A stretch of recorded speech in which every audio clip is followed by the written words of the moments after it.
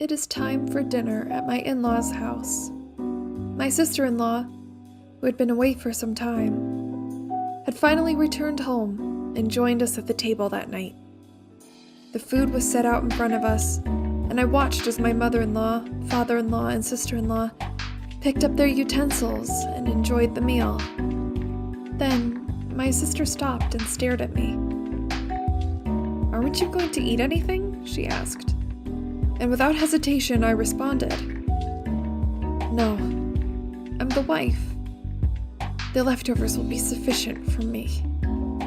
Isn't that correct, mother-in-law?" My sister-in-law was in disbelief. Her mother was more concerned with the food than what I was saying. My sister-in-law had come to view her mother with hatred. My name is Kate. I'm a stay-at-home mom who juggles a part-time job, managing the house, and raising my child. My husband is frequently away on business trips, so I am left to manage things alone. Of course, I can't complain.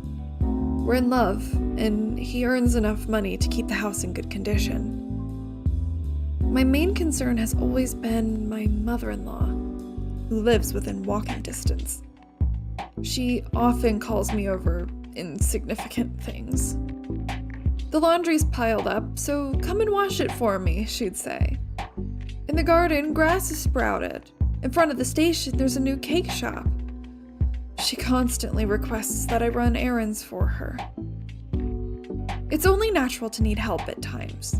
I could forgive her if she did these things once in a while, but it has become multiple times in a day. Honestly, it's been nothing more than a nuisance. I wouldn't mind assisting my mother-in-law if she had a health problem or some other reason that would prevent her from doing these things on her own. However, my mother-in-law is in perfect health, save for her obesity, but she hasn't reported her weight having an effect on her ability to function normally. At my in-laws' house, I am treated as though I am a maid. My father-in-law, unlike his wife, adores me. However, he is completely unaware of the way that she treats me. My mother-in-law only calls me when he's out of the house. When I let my husband know about this, he claimed that he would talk to his mother about it, and he has. He's warned her time and time again, but she, on the other hand, would make a fuss about it. She would say, "Well, Kate promised that she would help me, but when I asked her to, she changed her mind." Instead of expressing regret, she would cry and claim that I hated her, and that she was the real victim. After several times of going through the same thing, I felt awkward bothering my husband with it anymore. I knew that he was so hard at work, and I felt guilt in asking him to help me repeatedly. Eventually, I stopped asking him. Perhaps this is what my mother-in-law wanted, but either way, I was now in a place where I couldn't talk to anyone about what I was going through, and I spent my days alone dealing with her. As of late, her demands of me have increased. One morning, I was made to clean up my in-laws' garden. She instructed me to cut branches from the trees in the yard and gather them all up. It was exhausting work, especially as the sun creeped higher into the sky. I was sweating, but I couldn't stop to drink. By the time that I was able to take a break, I went inside the house to find that it was past noon. My mother-in-law was laying on the sofa in the living room. She was completely relaxed, watching TV and eating chocolates.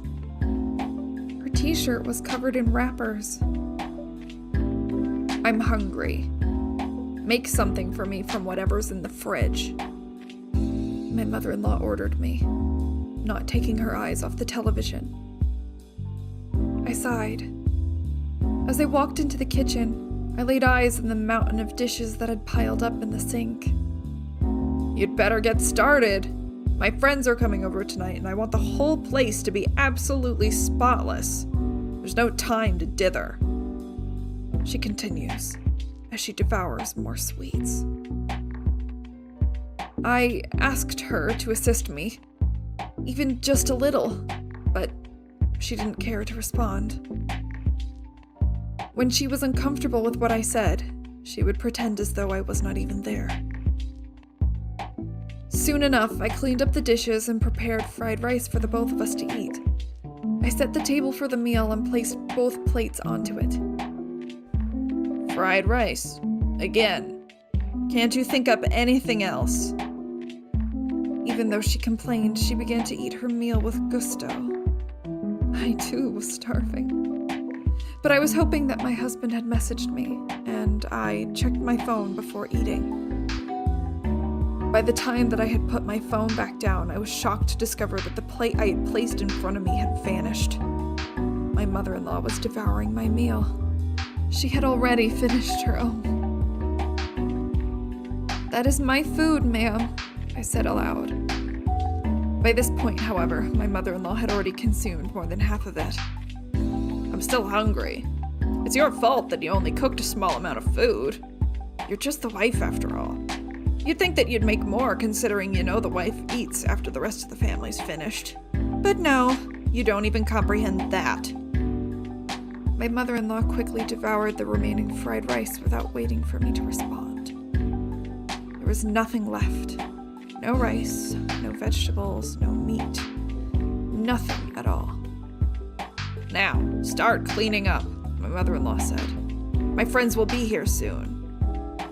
With that, she got up and marched back to the sofa. With a loud tear, I heard her open a bag of chips, spilling pale yellow crumbs onto the rug beneath her. I vacuumed the floor silently. As I'm watching the machine suck up the potato chip crumbs, I can't help but imagine the vacuum cleaner as my mother-in-law, sucking up every bit of food and every last ounce of my dignity into a cyclone until nothing is left behind. I tried my best to relieve my hunger with water as I cleaned up as I'd been asked. But the thought was clear in my mind. I swore to myself that I would never help my mother-in-law again. No matter how much she would beg and plead, I would never assist her again. If she wanted a maid who she could tell what to do, to the point of commanding her not to eat, she could try and pay for one. As for me, I couldn't do it any longer. I would not return to help her. Or so I thought. Things changed dramatically soon after that day. My father-in-law had passed out at work, and in order for him to recover, he needed nursing care. Unlike his wife, my father-in-law had always been a thoughtful and caring man. From the time I was introduced to him all those years ago until now, he'd always been kind to me. I had assumed that you were going to provide us with a grandson. I was foolish to think that you would give us an heir. Absolutely foolish. When I was pregnant with my first child, my mother-in-law would say these things to me.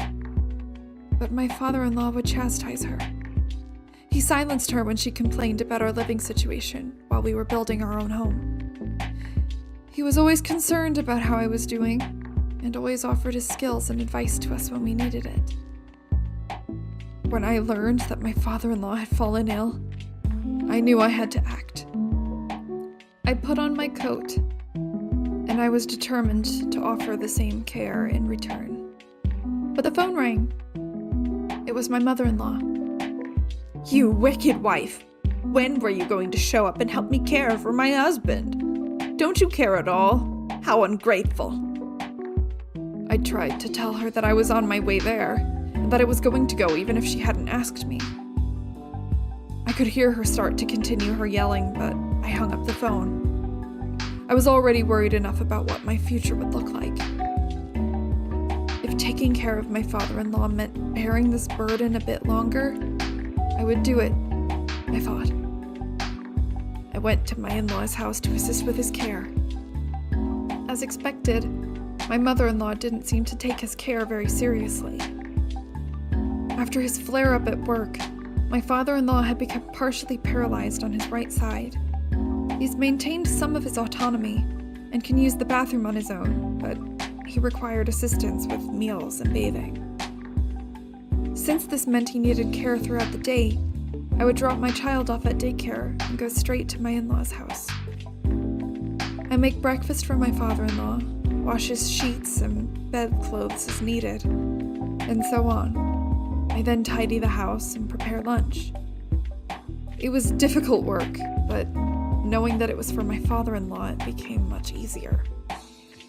Even still, my mother-in-law would not resist. She insisted on criticizing everything that I was doing. She would make a fuss into my ear while I was preparing food for my father-in-law. "This is something for sick people to eat. Can't you bother making something more regular?" "This food isn't for you. I'm making it for Dad," I told her. "You're in good health, and you can make your own food. As I said previous, I'm only here for my father-in-law's benefit. And beyond that, I'm here because you will not take care of him. I believe that you're able to take care of yourself at the very least." How rude!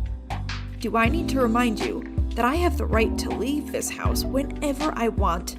I don't care what happens to him. That all will be your problem if I leave. Make me dinner. Her rage bore into me, and mine was swelling in my chest, but she was right. I couldn't risk forcing her to leave. Every care facility in the area was completely full. Even the wait lists were long. As things were, I couldn't be the sole carer for my father-in-law full-time either. Despite my resentment and desire to rebel against this woman, I had no choice but to submit and make food for her. She devoured it instantly. "Oh, I'm so full," she exclaimed. "Here are your leftovers to eat." My mother-in-law slowly laid down on the low sofa, leaving me to eat. My gaze moved to the pan, inside which there were only a few pieces of cabbage and a handful of noodles. Not enough to feed an adult. Not enough to feed a child. It was pitiful, but I didn't want to waste the food, so I ate it on a small plate, as though it would make the food appear larger. Of course, it was completely insufficient. I ended up eating a sandwich I had brought from home before I finished folding the laundry and made my way to my father-in-law. I noticed that his face was red, eyes wet with heavy tears. "I'm so sorry," my father-in-law said. He must have overheard what happened in the kitchen. I asked him to be sure. My poor father-in-law. He nodded his head yes, and the shame in his expression was too much to bear. "It's because I've become so ill," he said. "That's why she's treating you so poorly." No, I softly assured him. "Please, you've been very good to me, treated me as though I were your own. I could never see you as a burden now, and you're not to blame for any of this." He nodded again in response, thanking me. I felt sorry for him when I saw him like that. That very night, I received a phone call from my husband's sister. I'd only met her a few times before. My sister-in-law lives with her husband in another state. She and my mother-in-law don't get along well, so she doesn't visit very often. "I'm sorry, Kate, for all the trouble. I should go home to my parents' house right away, so that I can be the one taking care of my father," she explained. It had appeared that she had heard about my father-in-law's condition, and that she called me once she discovered I was the one taking care of him. On the other end of the phone, she apologized profusely. I told her that I was merely doing what her father would have done for me, and that I hoped she didn't mind. However, my sister-in-law seemed concerned with something else. "My mother, she can be..." she began. "You've had quite a rough time there today, haven't you, Kate?" My sister-in-law, like my father-in-law, is wise. She likely knows that my relationship with my mother-in-law has been strained since I've been spending more time taking care of him. really do appreciate her concern. Though it makes me wonder. My father-in-law, my sister-in-law, and my husband, they are all such kind people. Why is my mother-in-law so cruel? I couldn't help but become curious. Yes, I'm fine for the time being, though. I let the conversation drift, but my sister-in-law seemed to sense the pain in my voice. After a few moments of silence, she said, "I'll be returning home at the end of the year. I'll let my parents know, so you don't have to worry about it any longer, Kate." To be honest, I was exhausted. Housework, childcare, part-time work, and caring for my father-in-law every day. It was enough as it was. But also preparing food and cleaning for my mother-in-law, listening to her words, full of hate and disappointment. I was feeling trapped. If something hadn't happened soon, I would have broken completely, so my sister-in-law's words were very reassuring to me. Until then, though, my mother-in-law remained the same. No, in fact, she was getting worse.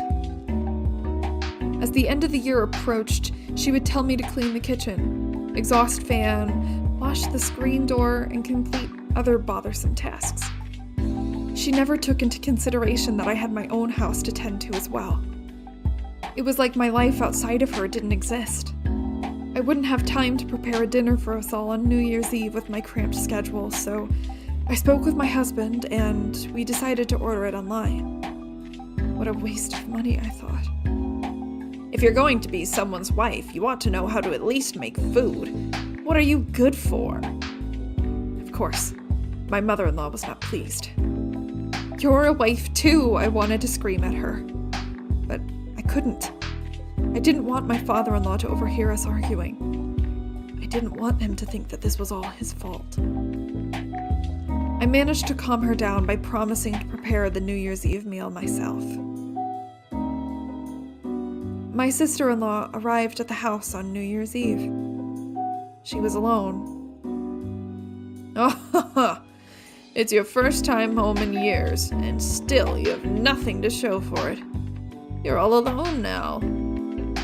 Whatever happened to that pathetic husband of yours? Did he divorce you for taking his place as man of the house?" My mother-in-law hurls insults at her daughter without even saying hello. But when I saw my sister-in-law, I felt that familiar presence. It was as though I was looking at my own reflection as I saw her calmly respond. I couldn't bring my beloved husband here with me. I couldn't bear you being as cruel to him as I knew you would be. Anyways, I came home to see my father, not you. After saying this, my sister-in-law quickly departed into my father-in-law's room. At this rate, the New Year's dinner was not going to go very well. I had made a few dishes, but by dinner time, those dishes were more lively and pleasant than the people present to eat them. The only sound that I could hear in the quiet living room was a pot simmering softly. I served my father-in-law some food. My mother-in-law began to greedily eat the boiled meat on her plate as if on cue. My sister-in-law only looked on coldly. My husband had been attending his company's end-of-the-year party, and he wasn't with us on that night. Had he been there, the atmosphere might have become tolerable or even upbeat. He always brought that to every room he entered. I was wishing for this as I hopelessly assisted my father-in-law the best that I could. "Kate, why aren't you eating?" My sister-in-law turned to me. I was seated at the table, yes, but only for my father-in-law. There were no plates or utensils available for me. She must have been perplexed, but this had been my life for some time now. I smiled through my pain and told her, "Don't worry, I am the wife after all. A wife must be content to have the leftovers once the family's finished." My mother-in-law nods to my sorrowful words. My stomach aches. Right you are, she said, her words muffled by the food that she was actively eating. She was preoccupied with the meat and was thoroughly uninterested in conversing with us. I was curious how she could act like this and still have no shame. Disgusted by her attitude, I made a sarcastic remark. Though, you are a wife as well. Why are you eating now? The family's not yet finished. Before my mother-in-law could react, I was surprised to see my sister-in-law stand. Mama will need to eat a lot of meat while she still can. She won't be able to eat such expensive food if she's kicked out of the house. My eyes widened. My sister-in-law presented his document. A single packet of papers that would change everything. They were divorce papers. My father-in-law appeared to be in on all of this, as I watched the two of them make eye contact. At last, my mother-in-law's hands came to a halt. Father's divorcing you because he's finally run out of patience. He's been accepted into a very nice care facility and is planning on selling this house as soon as he's moved in. My mother-in-law nearly spat out her dinner. She hurriedly swallowed her mouthful and looked at her husband and daughter. If you dare do something like that, you'll have hell to pay in alimony. Her face was turning red as she yelled her threat. I'm afraid that's not going to be an issue. If you insist, though, we can take you to court over it. We have ample evidence of your disregard for the needs of the family and the neglect of your husband. My mother-in-law was enraged, but when the word court was mentioned, her attitude swiftly changed. I'm sure she's well aware what her disadvantage would be if things came to that. I'm sorry for everything. It was as though she was a different person. She whimpered and kneeled on the spot, begging for forgiveness. My sister and father-in-law, on the other hand, had nothing to say to her pitiful display. She kept apologizing, but there was nothing that she could do. All of us in that room knew that she was in the wrong. You'd better get started signing these papers. Once you're done, you can pack your things and leave the house. My sister-in-law was relentless. The years of abuse had welled up within her, and she would not back down on her demands. My mother-in-law would be packed and gone, leaving her alone in the freezing New Year's weather. It had seemed that my mother-in-law was also abusing my father-in-law on a daily basis. She would berate him, telling him that he was worthless, and that she wished that he would have just passed away instead of becoming such a burden. My father-in-law was very smart. He kept track of her daily outbursts and organized them with the help of my sister-in-law. The data that they had both accumulated was crucial in fighting their case in court. By the end, the claim was settled by offsetting it with a share of property, leaving my mother-in-law homeless. She currently lives in a rundown apartment and is working part-time to get by. She has become a different person in her struggle. She hasn't been able to afford many nice foods and has lost much of her weight. But she is even less healthy now than before. My father-in-law now spends his days living in a luxury nursing home, run by a friend of my sister-in-law. They see to it that he is not only healthy every day, but happy too. He's made friends with many of the other residents. I pay him visits at least once a week. His progress has been astonishing. Thanks to his rehabilitation, he's regained more movement in the right side of his body. He smiles more frequently, laughs more. It's wonderful. I have made a friend too. My sister-in-law and I have become close, and we communicate often. We both want, more than anything, to keep supporting my father-in-law as best as we can. We will treasure the peace that has finally come to